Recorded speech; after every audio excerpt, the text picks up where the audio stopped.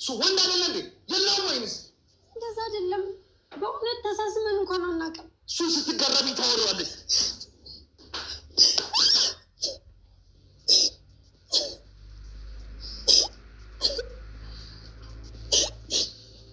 ዘላላ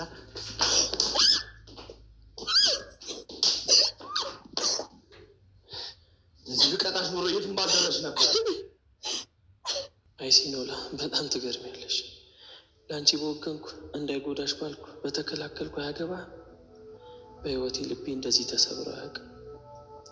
ሳላውቀው ለሲኖላ በልቤ ውስጥ የተለየ ቦታ ሰጥቻት ነበር መሰለኝ።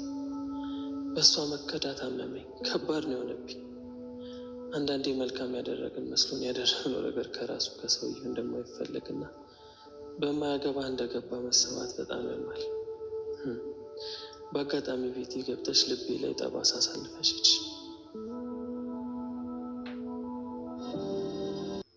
ዱላዋን ሰብሽ ነው የምትነፈረቂ። በነገራችን ላይ ቶሎ ልገልሽ ስለማልፈልግ ነው ቅናቴን በቀበቶ ጀመርኩት። ግደለኝ፣ በእናትህ ግደለኝ፣ በቃ ቶሎ ግደለኝ። አትቸኩል፣ ገና ነው። ስሚ፣ የንቀትሽ ውጤት ገና ብዙ ነገር ያሳይሻል። ደግሞ ልንገርሽ፣ ለክብር ስለማትመጥኝ እገልሻለሁ። ክብር? የትኛውን ክብር? አንቺ ምናች? አዎ፣ የትኛውን ክብር? ሁልጊዜ ክብሬ ክብሬ ትላለህ። ቆይ ለአንተ ክብር ሴት ልጅ ማሰቃየት ነው? እዴ አፈተሽልኝ ነው አይመጣሽው? ዝም የምልህ እኮ እንደ ባል አክብሬ ከዛሬ ነገ ትለወጣለህ ብዬ ነው፣ የአባቴን ቃል ለማክበር። ቆይ ባታከብሪኝ ምን ልትይ ነበረ? ሆዳ ጅብ። አንቺ ድሮም ሴልጅ ውጭ ወንድ ከለመደች ይህ የሚጠበቅ ነገር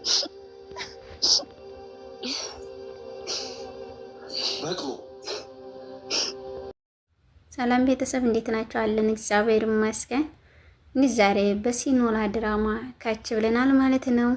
እንግዲህ ማህሌት ያቀደችው ተሳክቶላታል። ያሰበችውን ሁሉ ፈጽማለች ማለት ነው።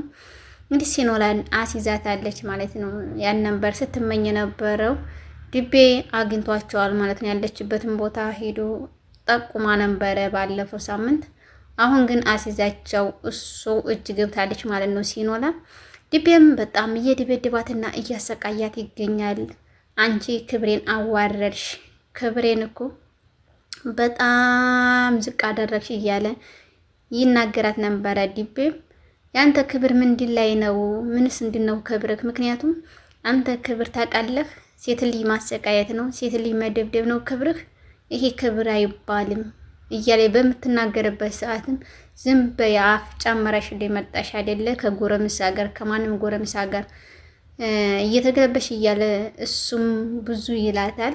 አንተ እንደምታስበው ወንድ አይደለም ዋርካ በጣም የተለየ ወንድ ነው። ምክንያቱም ጫፌን እንኳን ነክቶኝ አያውቅም፣ አንድ ቀን እንኳን ስሞኝ አያውቅም፣ ራሱ እንኳን እሱ ጋር አብሬ ላድር እያለች ትመልስለታለች ማለት ነው። እሷም ሲኖላም እንደፈራችው እንዳለችለት በጣም እያሰቃያት ይገኛል። እኔ የአባቴን ክብር ፈልጌ እንጂ ያንተን አይደለም። ምንድነው የአባትሽን ክብር የፈለግሽው እያለ አባትሽ ምንድነው? ስለዚህ አዋረሽኝ አይደለ ወይ እያለ እያገረፋትና እያሰቃያት ይገኛል ማለት ነው። ውሃ ውስጥ ሳትቀር ውሃ ውስጥ እየዘፈዘፋት ነበር። ስለዚህ ሲኖላም በስቃይ ላይ ትገኛለች። ድቤም መጋረፍና ማሰቃየት ነው የሱ ክብሩ። ይሄ ነው የሱ ግደለኝ ይገልሻለሁ፣ ግን አሰቃይቻው መገልሽ በሚላት ሰዓትም ግደለኝ፣ ለምንድን ታቆየኛለህ? ግደለኝ፣ ሞት ይሻለኛል፣ ከዚህ ሁሉ ሞት ይሻለኛል እያለች ሲኖላም ለድቤ ትናገራለች ማለት ነው። ግን እስካሁን ድረስ በጣም ያልተዋጠለት ዋርካ በጣም ይወዳታል። በውስጡ ትልቅ ቦታ ሰጥቷት ነበረ ለሲኖላ። እሷ ግን ፊት አታሳየው፣ ምክንያቱም ቀጣይ ላይ የሚያገባ ልጅ እንዲህ አላደርገውም እያለች ትላለች ማለት ነው። ወይዘሮ ማህሌትም በጣም በቅናት ተደፍታለች ማለት ነው። እቺ ልጅ ከቤቴ ካላስወጣሁ እኮ ባሌን ጮኛዬን ትቀማኛለች፣ ምክንያቱም ይሄ መቀራረብ ኋላ ላይ ሌላ ነገር ያመጣል እያለች እሷን ታሰቃያለች ማለት ነው። ባሏ ዘንድ መልካም ሴት ትመስላለች። ከባሏ ወጣ ስትል ደግሞ እሷን ቺክን ለቺክን እየሄደች እሷ ቁርስ ሰርታ ምሳ ሰርታ ቤት አዘጋጅታ በምጠብቅባቸው ሰዓትም እሷ ደግሞ እሷን ክዳት ታሰቃያታለች ማለት ነው ሲኖላን። እንግዲህ ምንጊዜም ከተንኮል ሌላ ምንም አትሰራም ማህሌት። እውነት አንዳንዴ ሲደግ ስትሰርኛም ደስ አሰኝን። እሷንም ሲኖላንም እንደዛ በምትልባት ሰዓትም ዋርካም በቃ ምን አድርጊያት ነው እኔ ለእሷ ዝቤ ከገባይ ጀምራ ብዙ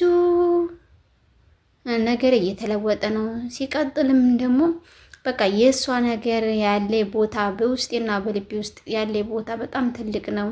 ግን እንዴት ጉርታይን ሄደችው? በጣም ጉርታይን የወጣችው። ምክንያቱም እኔ ለእሷ እያሰብኩ ለእሷ እየተጨነቅኩ ለእሷ ብዙ ነገር እያሰብኩላት እንዲህ ብላይ ትሄድ አልነበረም። እንዴት እንደዚህ ሁና ትታይ ትሄዳለች እያለ ዋርካም እየተናደደ ይገኛል ማለት ነው። እሷ ግን እንደዛ ልትለው ያሰበችው አንደኛ አለዲን ብትል ባሏ ጋር ይጣላሉ፣ ይጋደላሉ። ሁለተኛ ደግሞ እጮኛ ሚስት አለችው፣ በቀጣይ ላይ የሚጋቡ ሚስት አለችው። ከሱ ጋር እንዲያላጣላው ከሱ ጋር የሆነ ነገር እንዳልለው እንዳይቆራረጡ በማለት ለእሷ አስባ እንጂ እሱን ሳወደው ቀርታ አይደለም። እሷ ሲጀመር ማለት ነው ከቤት ራሱ መውጣት አፈልግም ነበረ። ከቤት እንድትወጣ ያደረገቻትና ይህ ሁሉ ሴራ እየሰራችው ማህሌት ናት ማለት ነው፣ እንድትጋለጥላት ያደረገችው። ስለዚህ እሱን እቤት ድረስ እየጎተተች ይዛ መታ ዲቤን ይዛ መታ አሳየች። ከዛ እሱን በሚመጣበት ሰዓትም አጣቸው። ሁለተኛ ሶስተኛ ተመላልሶ ነው ያገኛት ማለት ነው። ከተቀመጠችበት አንጠልጥሎ ይወሰዳት።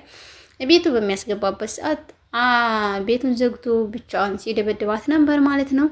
እንግዲህ ዋርካም ተነስቶ እንዴት ነው የምትሆነው? እቺ ልጅ በጣም ትዘጋያለች፣ እንዴት አደረጋት? እቺ ልጅ ምን አስባ ነው እያለ በጣም በውስጡ ይመሳሰልበታል ማለት ነው።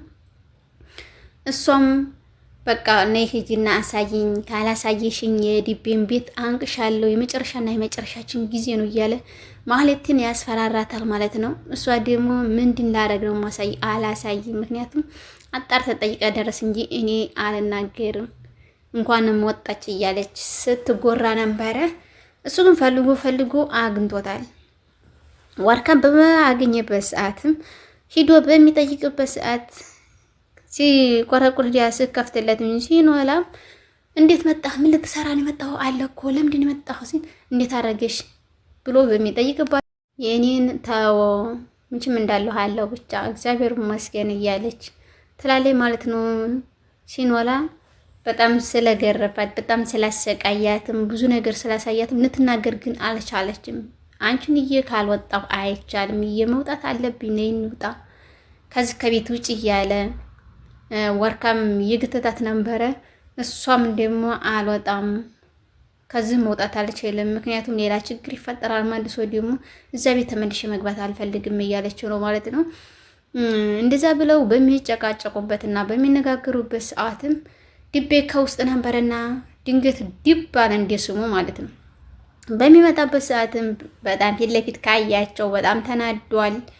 የሚፈጠረው ምችማች የፈረደባት የፕላስቲክ ሽጉጥ አለች፣ እሷን ይዞ ነው የሚያስፈራራቸው። እንግዲህ በጣም እንትን የሚልበት ሰዓት ላይ ነው ማለት ነው። አሁን ዋርካም በጣም ይወዳታል፣ ግን በጣም የሚያፈቅራታል። እሷ ግን ፊት ልትሰጠው አልቻለች።